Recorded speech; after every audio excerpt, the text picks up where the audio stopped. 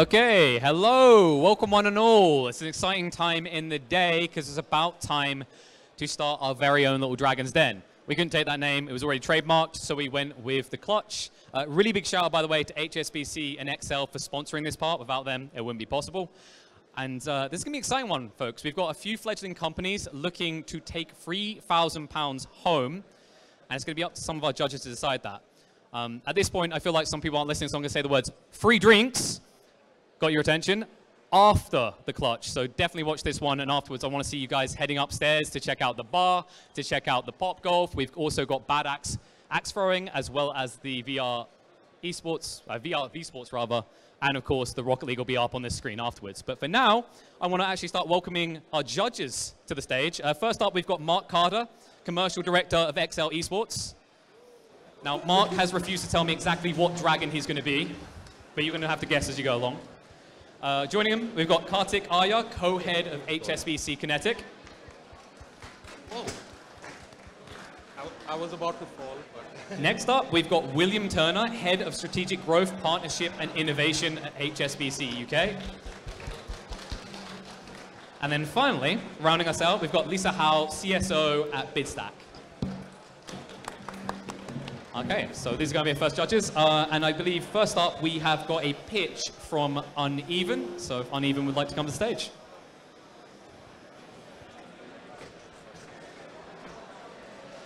Good luck, guys. Hey. All good?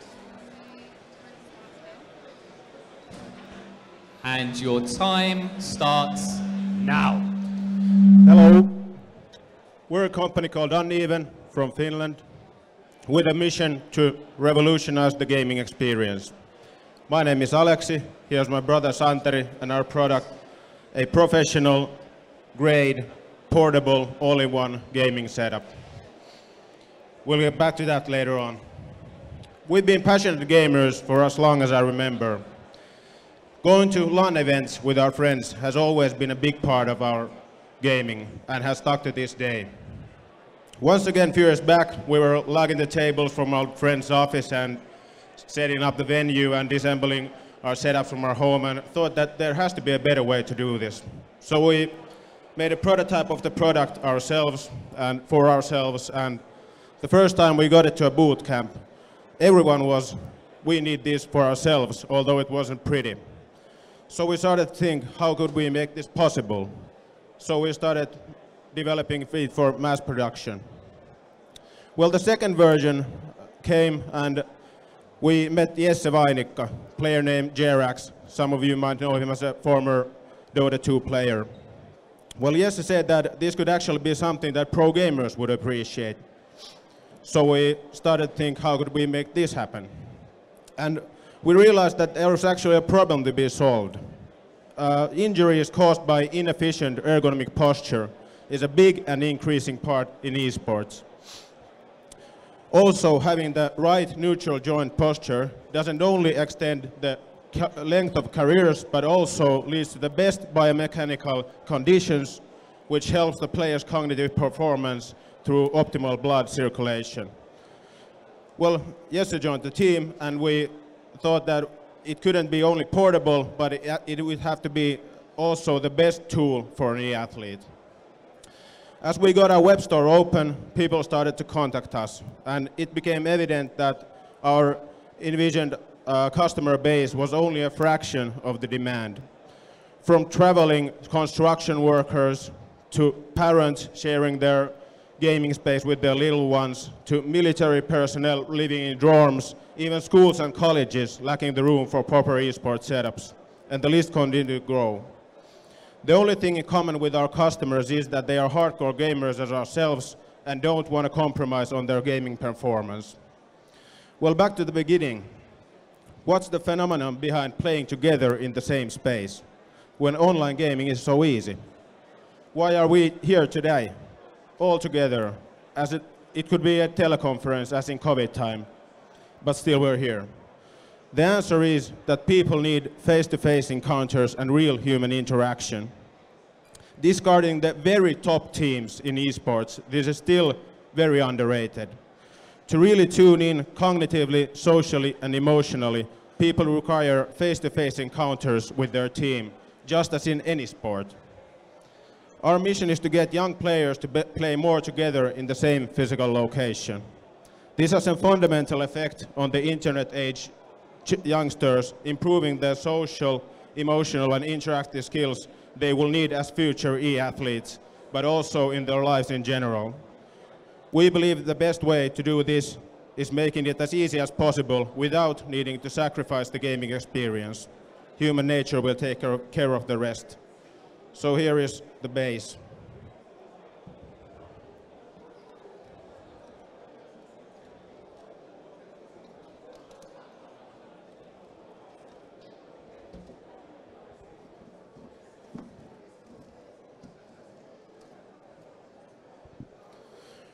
We're now scaling up the production to satisfy the demand.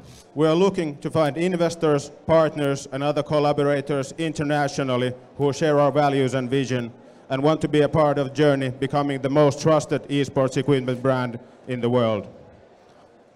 Thank you.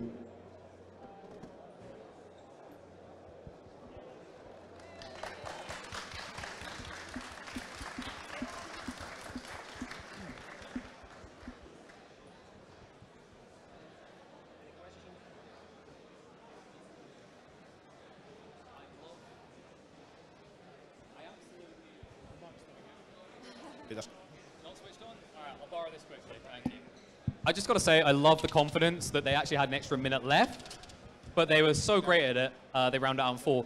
It is, of course, now question time, so judges, you have 10 minutes to ask your questions, and to make sure that one of our folks, Will, isn't kind of disabled in this, I'll give it back.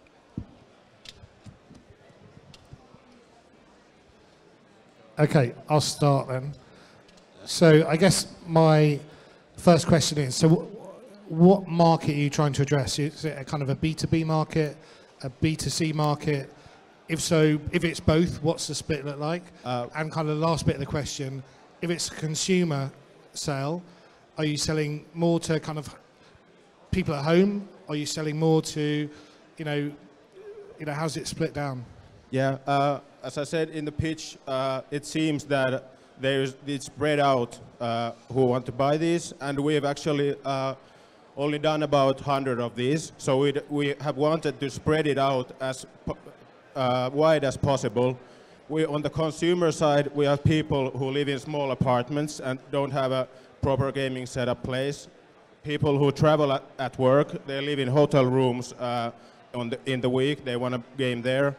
On the B2B side, we have a company renting out these to set up venues in Finland, and on the public side, we have a public school and a college in Canada using this and wanting more. And well, that's about it. And obviously also professional athletes. There's a team in Finland that uses these desks. But what we're focusing on is actually the public side at the moment, because it seems there is the most traction at the moment. I've just got a question around the competition. This is very innovative, so I'd just love to hear, how you have researched the market and what differentiates your product. Well, there isn't a product quite similar to my understanding anywhere, but there are products that have the computer inside. There's portable desks, but those are like not that good for gaming. But so I think the competition is right now is a regular desk and the desktop computer. There's our competition which we have to sort of outsell. Awesome, thanks very much for showing us a real product, right? It's great to see you built this, you brought it to life. Can you just help me understand which parts do you manufacture? Which bits have you got coming in from like a drop ship? How does it get to what we see in front of us today? Well, we've designed it from scratch. From everything you see here is designed ourselves, excluding like these knobs and such like that. You don't. It's not wise to like engineer those yourself. But everything else is manufactured, designed by us, and this is manufactured in Finland at the moment at a it's a automotive industry manufacturer that does those car interiors and such. I guess my question is more around, how do you plan to market this to users? Because, at the end of the day, from what I understand about the gamers is they expect to customize, their systems. They want different LEDs. I might not like red. Is that the only color you offer? Do you plan to expand it, to different sizes and shapes? So how would we market this, and do we plan to One customize? is around marketing, and the other is around customizing, right? Yes, so the computer and all the accessories are totally universal, so you can use anything you want. And on the marketing side, I have to say we're not the best in that, but we have collaborators which we are working with to make this happen. For instance, in the UK, we're trying to partner up or negotiating right now with Chill Blast, so they would make the computer there and assemble all that, and then we would sort of get the marketing also from their side, but also on our side. But this is a thing we have to sort of tackle right now. So, if I'm right, the PC is on board. So I guess. Yeah. So you can build any PC there. Even the best PC in the market, you can put RTX 490 there and whatever processor and like that. So you can upgrade it. Yeah. Yeah. We want to make it sort of sustainable that you can use the desk for years and still update the computer.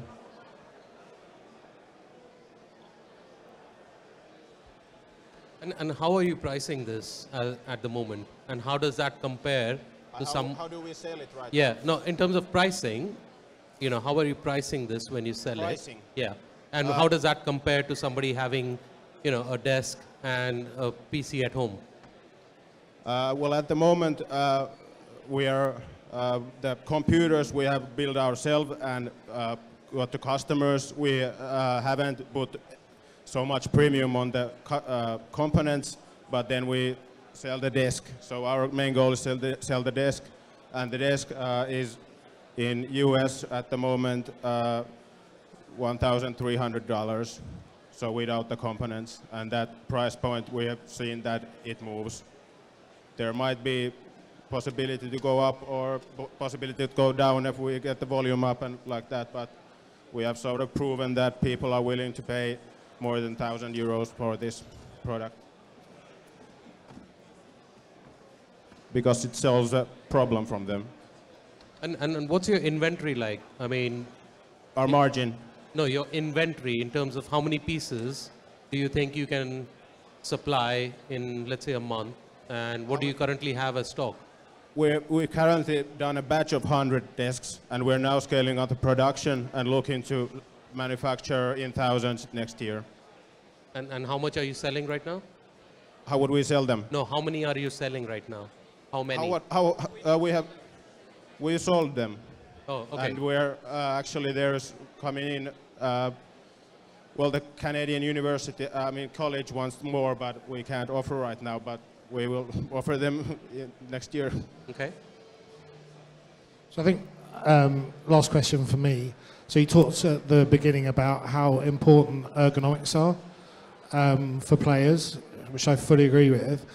So a core component of any gaming setup is also the chair.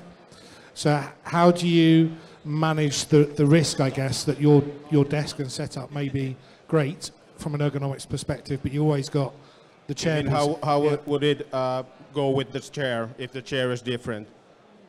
Well, we've tested it with most popular gaming chairs, and there's no problem there. But obviously, we have tried to go as universal as possible, but there's a limit to that. But all the good gaming chairs and office chairs are compatible with our desk. I got another question. Sorry. So you talk about a direct-to-consumer model. On a B2B model, there are many events that have a big bring your own presence to it, where people bring their PCs and big trolleys with all their equipment on. Is there a market where you talk to organisers of these big events and have your desks that are available to be set up and moved to the next event, and maybe even lease them out as a model? So a model where we're providing them for an organizer that, do you mean we would lease them or they would buy them, or what? There are different models where the one company in Finland is now doing the leasing model. They bought 10 desks from us, and now they're like leasing them to different, and they're in a major tournament. I don't know if you know the Elisa Masters in Finland. Like in the end of the year, there's those desks there, and they're all the time booked right now because there's a demand for also, you know, let's say I have a esports club and I want to do an event. How do I do it like without buying all the stuff? Then I can rent it out, and because it's so easy, they have one van which they drive, and bang bang, it's 10 minutes and the venue is up. Okay, that is the end of your question time.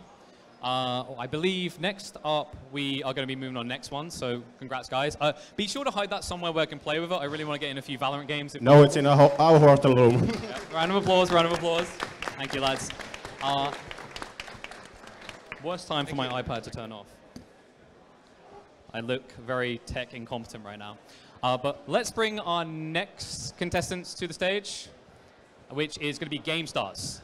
So GameStars, once you're set up, you are going to have 5 minutes to pitch to our judges. Just a little cheeky reminder, by the way, these judges are going to probably be hanging around at the bar afterwards, and I have heard that at least one of them is willing to accept bribes, so... Yo.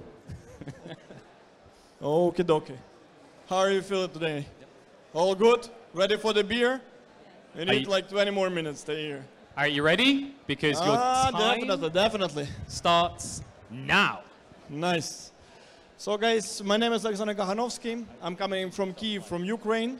Want to tell you like one thing that's really feel your support, and I would love to say from our nation to the United Kingdom and other nations that's supporting us. So big thank you for this. It's like the support is crucial. Thank you very much. This is like a short off top. And my background, I've been in esports for 25 years. I was a professional player in Counter-Strike early 2000. I was developing computer games. Then I found Navi. That's one of the most popular, one of the most successful esports team on the planet. Then I've been running a couple of more ventures with my latest venture called D-Market, was acquired by Medical early this year. Together with Roman Romansov, this guy is a CEO and founder of StarLotto. It is one of the biggest tournament organizers. We are presenting you GameStars. Nice. Woo! So briefly, you know this stuff. Yeah, I don't want to like point this up about the gaming and everything. The main idea that we are focusing the GameStars is it's a ecosystem project for mobile gaming, so we are focusing on a mobile market, which we truly believe is the next big thing. Why? I think this is the first and the foremost. The behavior of the mobile players is different. There are tons of regions that's like lacking of PC infrastructure. Let's like look Southeast Asia, India, and whatnot. So we are coming to the problem. And so what's the main problem? It's like imagine that's mobile esports only accountable for 1% of the audience, of mobile gaming audience, which is like 2.9 billion gamers. Why? Who knows why? Guys, you're in the esports event. Why mobile gaming is only 1%? What's your take? No? No options? The Gen Z and Alpha, they grown with the smartphones. Their behavior is different from a Gen Y. Imagine this, they're like that's their first device that they're handling in their hands. And literally, we are seeing this, they've grown in absolutely different environment. That's why we are saying, hey, and how we can reach other 99% of the gamers, yeah, like just casual gamers. And we came up idea of the GameStars, yeah? Aram? Nice. So what is a GameStars? We are natively mixing influencers, and you know this for the younger generation creators economies that they are following first and the foremost. With competition, that we are running like competition for casual gamers. We're not saying that this is like an esports tournament. There are no teams, no esports. There is a casual game competition involving the influencers, and we are only doing this one for mobile gaming. Okay, like there we have like few USPs that I want to outline. Yeah, I think they're pretty decent comparing everything that you've seen on the market. So first and the foremost, this is Stack. Yeah, so like as I said, the GameStar is a platform. So on the one hand, we are doing a mobile competitive platform. This is actual and mobile web right now. It will be a mobile app. On another, of course, competition. So from the tech side, we can connect to any games, both with or without API. It doesn't matter. The influencers, as I told you, we don't have a pro players. No pro players, influencers are, no, bro, bring it back. It's like you're too fast. I'm not that fast. So the influencers, yeah, the influencers are the core part of our competition. We don't have no pro players at all. The TikTok, we are moving from TikTok first to TikTok only. Yeah, so like there will be no Twitch, no YouTube, no nothing. Only TikTok for short and live video format. The finals. Instead of doing the finals on the stadium whenever the 22-year-old student is winning, we'll be running this one in Yacht on Miami, and we will have mom of 2 kids winning the tournament. The sponsorship. This is a valid point. We are unlocking local sponsorship sales by launching a national competition. So everything will be scaling to the regions and literally local and the national level. Yeah, and we're bringing everybody towards finals. The diversity, important point. We finally can increase the amount of women competing up to 45% in our event. Because it's like nothing to do with esports, it's casual, it's fun, you can play for 10-15 minutes and you're done for today. The same as your mobile session. And the last but not least, of course, we are launching a partnership with game developers and Tencent. This is our first partner so far. Time. I'm afraid the 5 minutes are up. Oh, bro. Oh. I need 1 more minute. No, the rules are the rules. Okay, yeah, sorry. I'm being the sourpuss today. But no. You do get an opportunity to make yourself look absolutely amazing because we're about to have 10 minutes of questions from our judges starting now. Thank you. Yeah, well, like no 1 minute signal, but fine. Okay. So, love the energy, thank you. Thank you. I'm absolutely resonating with the fact that you can unlock more consumers. There's 6.5 billion smartphones in the world today. All the same, though, you're then going to go head-to-head with other media opportunities where people are choosing to consume a video and not play a game. So how confident are you if your go-to-market and the community is on a smartphone, you're still going to win over the alternative things consumers could do with a smartphone versus a true gaming setup? That's a great question, and the answer will be really simple. The younger generation is spending up to this is like the stats, that's the kind of the analytics. They're spending up to 6 hours per day in mobile phones. And 33% of their time, up to 33%, they're playing games. This is the #1 entertainment for them. And we're enhancing this experience by providing something on top. Thank you very much for the presentation. If you can help me understand the revenue model, that'll be really helpful. If you can talk about the customers, it sounds like it's the game developers, the influencers, and sponsorship is probably a large proportion of the mix. That's really simple. According to me and Roma, we both built really profitable companies. Navi and Starlord, they're profitable. Only few companies that are profitable in esports since, I don't know, ages. We sold, combined almost $100 million in sponsorship in 10 years, and Roma sold about 50 million in game development revenue in the past 10 years. So, assuming that, the core revenue will be sponsorship sales and game development revenue. And how long are the sponsorship relationships? Sorry? How long are the sponsorships? Oh, that's like a 1-year sponsorship deal. So we're launching 12 months minimum. Right now, we're currently sponsored by Samsung. We just launched it in June 2023, so 4 months ago. And yeah, so thank you for the presentation. How do you get gamers on your platform? Sorry, I just... So how do you get gamers onto your platform? Oh, gaming, that's a marketing stuff. Whenever I was talking about the influencers, we created a new competitive format. We don't know what to call it right now. It's not an esports, it's like something different. But influencers are taking part in our tournaments on the platform. They're playing, and whenever they're out, they're still rooting for their fans from their qualifications and from their stuff. So they're broadcasting this thing. So first on the firewalls, we are dragging the players from the influencers. On a second hand, of course, we have a promotion from a game developer, like a Tencent, for example, which are helping us to facilitate this one, to launch this one. Because this is the issue. Game developers are spending hundreds of millions and not getting, like on the esports, and the ROI is so tiny, comparing, hey, there is a casual audience for all this PUBG, Free Fire, whatever, and they're underserved. So we are serving this cluster, and game developer is the second, and of course the actual marketing, like a digital marketing, this is the third. And is this platform just mobile only, or? Only mobile. Only mobile. So would you say you're restricting yourself to potentially a market out there who might want to play it on an iPad or even a desktop?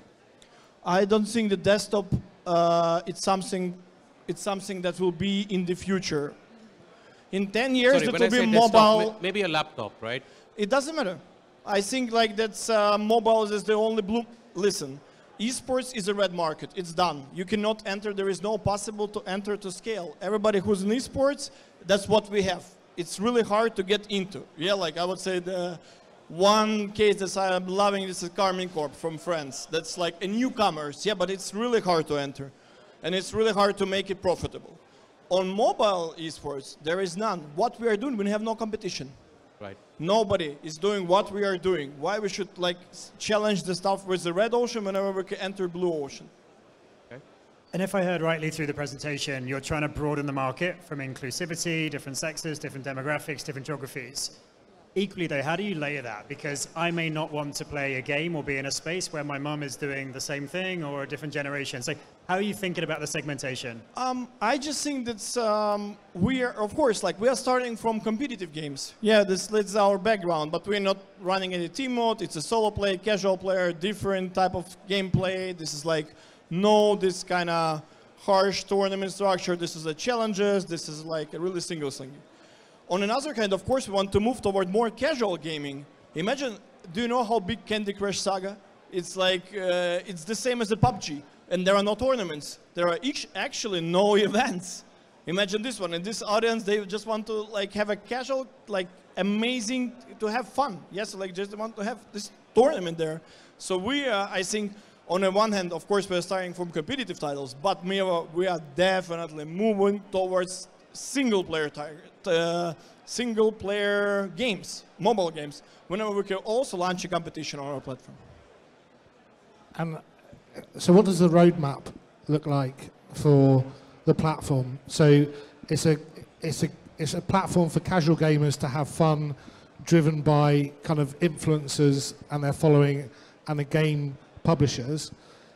Now we all know that most gamers want to be better, not necessarily become a pro gamer. So is there a roadmap where you look at adding some other kind of educational, i.e. some coach guidelines around how you can get better, how you can perform better? Is that in the roadmap or not? I think that's the way we see the platform goes. Of course, there is like challenges, whatever. So like this, like an engagement type, this is a key. But yeah, of course, we want to do like on the one hand social component, on another like pay to play, whatever. It's if you want to get a quick session with a gamer who is doing great and whatnot. So we will develop into like more social environment. But the key, the main product, it's eventually this new fun and engaging competitive format.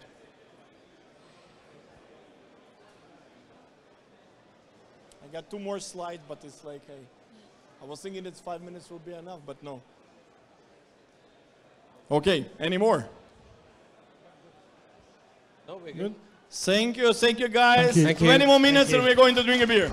I'm going now. Thank you.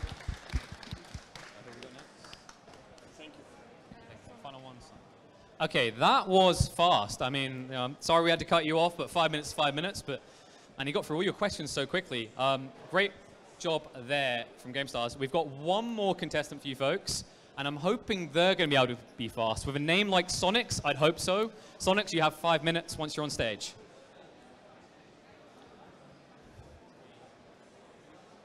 It works? Yep, you're good, SONIX. Up you come. Hello, everybody. Hello. Are you ready? I'm ready, yes. Your time starts now. Okay. So SONIX is about team interaction at the speed of light. We are creating a new Discord with audio and video with the best performance possible. And that's why in our logo you see zero latency. And thanks to zero latency, you can become extremely good and then #1 as an esports team or as a team player together. Next slide. So it's a platform that is the main USP is the best and the highest quality, is the lowest latency and the highest security, as we are using peer-to-peer architecture. There's no servers, serverless, so very, very encrypted security. We did open the service 1 month ago with Karmin Corp. It's one of the best esports team of Europe. One of, because I have Excel there. But we are proud and we are listening to them. Next one. So listening to esports team, we want to really make the platform very good for all team players. And so they tell us what to do. We are executing. And at the moment, we have already video sharing, screen sharing. We can also serve the fans with emotions and skins. Yeah, we have also a very easy way of managing the crew. So our philosophy is less is more. So we want to solve the complexity of TeamSpeak. We want to also solve the pain point of Discord, make it really fluid and easy. Yes, the speed of light, we did demonstrate it already for the musician 1 year ago. We did a first live concert with 2 musicians in France, 3 musicians in Switzerland, playing in sync together with our technology. It's a world premiere, and that's why we had some investors following us. Yes. Yeah, the market, you all know, it's a huge market. We take the esports team at the top of the pyramid, where we talk to the casual gamers, of course, that are the fans of the esports players. We want to have 100 million users in 5 years. Yeah, our business model is free. It's a free service. 98% of the users will pay nothing. 1% will pay some boost of performance, SONIX we call it, and the other 1% will have some funny stuff to buy for the casual gamer. We have a shop, a marketplace with all the. It's already in place. We have some X coins. You can download the app and earn X coin. You invite friends, and with the X coin you can buy some performance, some badges of the favorite esports team. At the moment, we start with Karmin Corp, our first partner.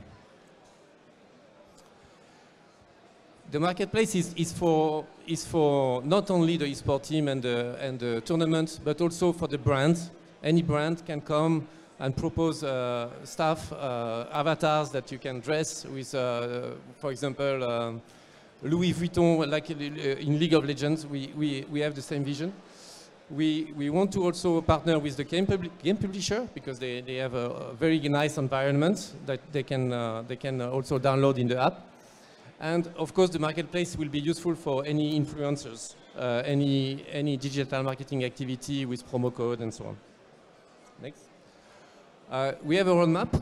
At the moment, we are only on a personal computer. The voice is a bit better now. We are only on personal computer not now. We have done the beta 1 month ago.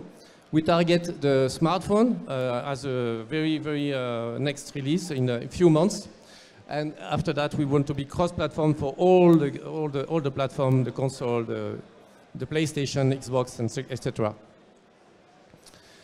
The team is interesting. We are serial entrepreneurs. I did invest in Nicolas' first startups in 2008. We are very good friends, and We sold our startup to Intel Corporation.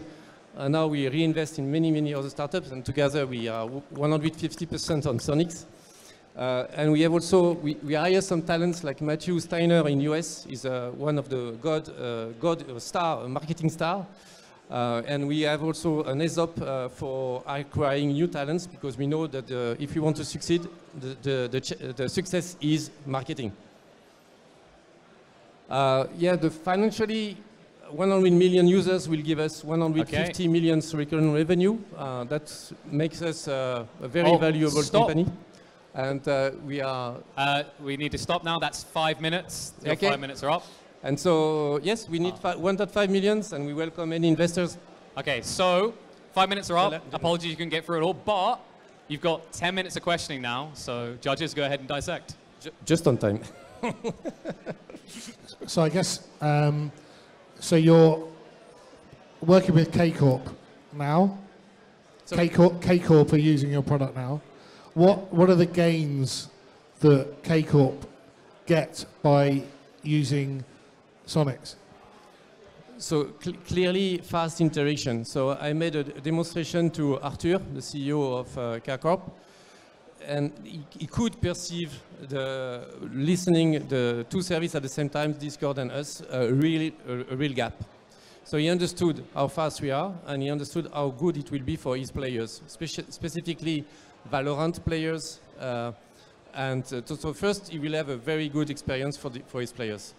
And second, he see that with using SONIX, he has access to a new marketplace. So we have already a revenue sharing agreement. So he will prepare for us some digital assets. For example, a T-shirt that can be used to dress a Karmin Corp avatar, 3D avatars. And he see the potential.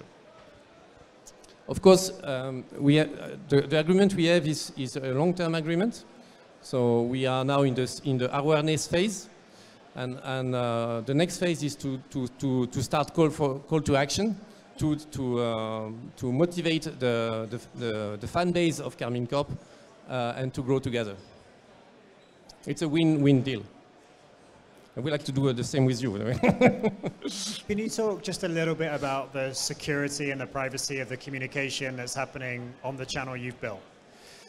Yeah, well, security is an issue. We see that in the community. Everybody wants to be encrypted. I like the WhatsApp style, by the way. But they do that with a mobile phone and sign up. Our sign up is with email address. So much more simple.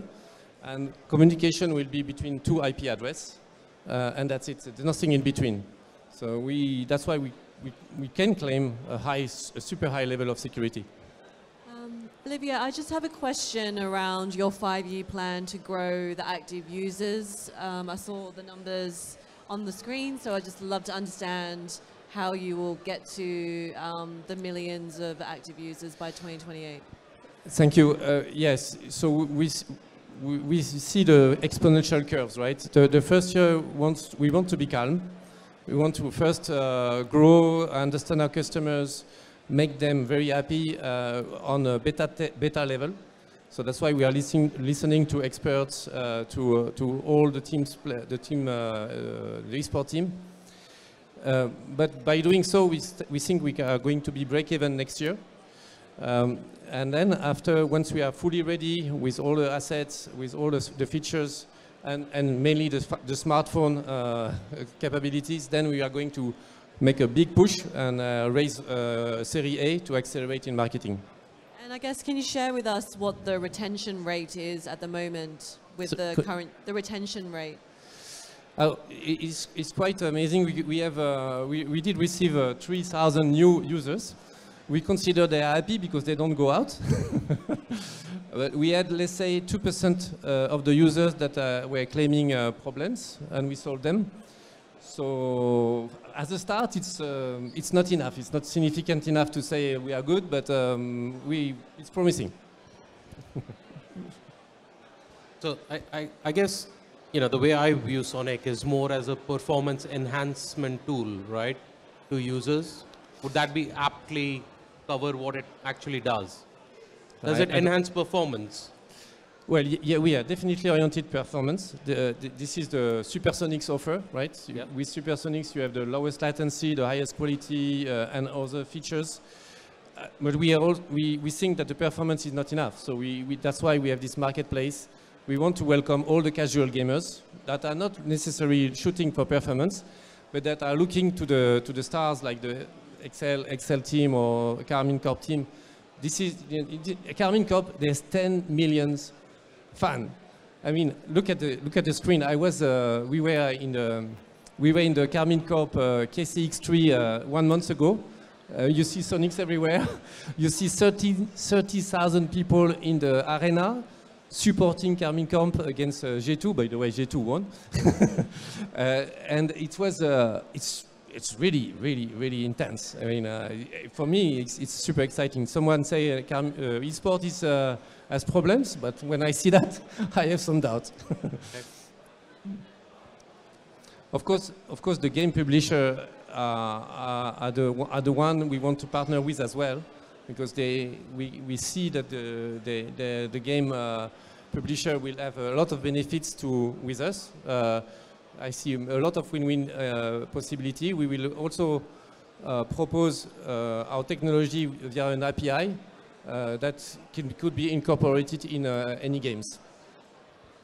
And it was really helpful seeing the roadmap. Thank you. It was quite quick. Like, is there the ability in the future, if your latency is the secret sauce and what you're powering, could you take that into other verticals for face-to-face or in-person communications? Could this be used for Formula One races going forward, for the actual communication outside and beyond the gaming community? Yes, we see a lot of other opportunities. The metaverse, the musicians. We start by the musicians, by the way, but we say, okay, the gamers are much more interested, faster. We were speaking about trade sales, journalism. There's a lot of opportunities for fast interaction, and low latency. Absolutely. And but we want to focus because if we are diversifying, we are a startup, we are new, so we need to be focused on one market.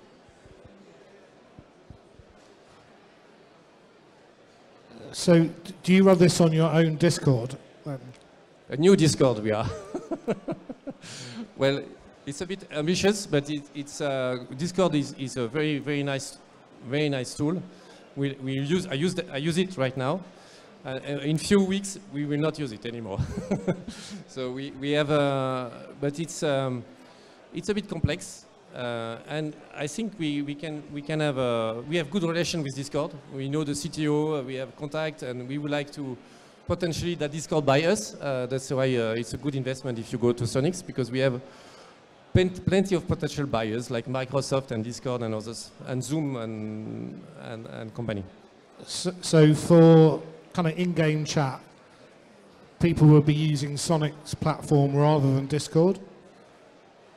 I didn't catch. So for gamers, in-game chat, whereas now they might use Discord, they would use SONIX now, or? Not necessarily, no. They use SONIX from time to time. They don't quit yet completely Discord, and that will be the challenge for us. Yeah. You're completely right, because people, of course, are used to an environment, and it will be not easy to move completely from Discord to SONIX, but that's possible. That will be possible very fast. So in few months from now, you will have all the functionality to say, okay, I can stay on Discord, on SONIX. Sorry, lapsus. Nothing further. I think just for me, it was great seeing a couple of weeks ago, you're live, this is working. Can you just walk us through what this looks like over the next 6 months? What other events are you going to be present at? Where would we see SONIX more going forward? Well, we have a very intense plan in front of us. We are going to be in many events. We target to be in Dubai. We target to be maybe in London again next month. In the Paris Games Week, we are going to partner with different influencers. I have a list of 160 influencers, but I cannot financially support that right now. So that's why I need investment. we have the same in US. We are partnering with US University College. This is the way they grow there. Super. They are happy. They use it. There is something happening. Definitely. And on top of that, we want to. That's why I was talking to some friends here in the assembly. We would like to have a SONIX tournament somehow. We don't know exactly when, but maybe with CS:GO, we are going to do a first charity tournament in November. So yes, it's quite intense, the activity. And also we have to continue to support the development of the tech, which is also demanding. So we are looking at all segments to grow. Okay, guys, I think that rounds up the time. Round of applause. See. Okay, thank you very much. So we'll let you, if you want to pass that to my other friendly host there. Guys, that is about all we've got time for. Once again, thank you to all our judges. Some great questions in there. They will be deliberating and coming with a verdict tomorrow. So you'll definitely want to come back to see who's going to win the prize pool to boost their efforts here. But Frankie, this is where we get to the fun part. The fun part, where we get everyone to give it up for our fantastic judges? Exactly. Woo! Thank you, guys. Yes!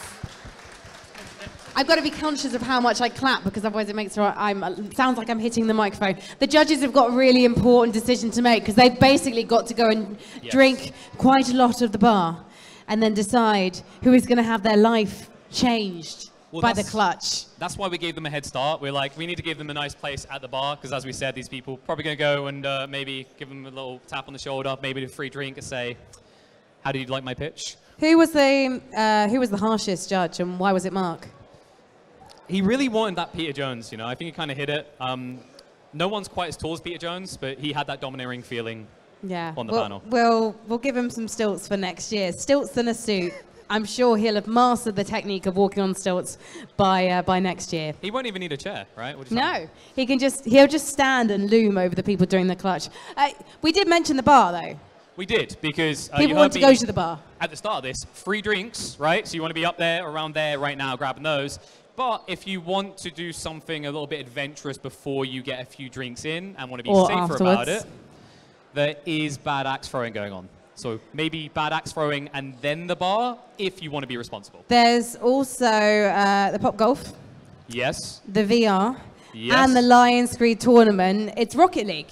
And it's going to be on this screen, so you'll be entertained. If you haven't seen Rocket League before, you're in for a treat. It's fast, it's rapid, it's in your face, absolutely enjoyable. They've seen Rocket League before, because if they don't play it themselves, they probably have children who play Rocket League. It's how you get hooked, right? It's like that type of thing, you're like, this looks easy, and you pick it up, you're like, this is not easy at all. This is not easy. You know, Rocket League I own on 3 different devices, and then it went free to play.